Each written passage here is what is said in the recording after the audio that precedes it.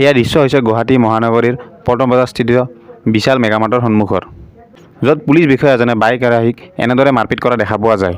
এই ফুটেজটো চোৱাৰ পিছত মোৰ প্ৰশ্নটো হ'ল যে আৰক্ষী আমাক প্ৰটেক্ট কৰাৰ কাৰণে আছে নে আমাক এটেক কৰাৰ কাৰণে আছে?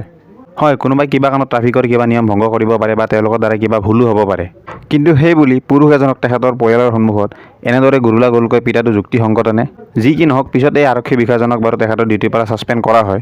আৰু এজন পুলিচ বিষয়াই তেনেকুৱা ভুল কৰিলে বুলিয়ে যে গোটেই ডিপাৰ্টমেণ্টটো বেয়া তেনেকুৱা কোনো কথা নহয়। কিন্তু আমি সাধাৰণ ৰাইজে এনেকুৱা ঘটনাক বেয়া পালেওনো কি হ'ব?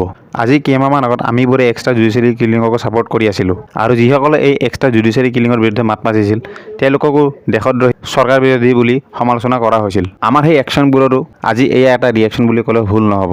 প্ৰথমতে নগাঁৱৰ সেই গুলী চলোৱা ঘটনাটো, আৰু আজি এই সাধাৰণ এজন বাইক আৰোহীক কেনেদৰে গুৰুতৰভাৱে আঘাত কৰা দেখা দিছে।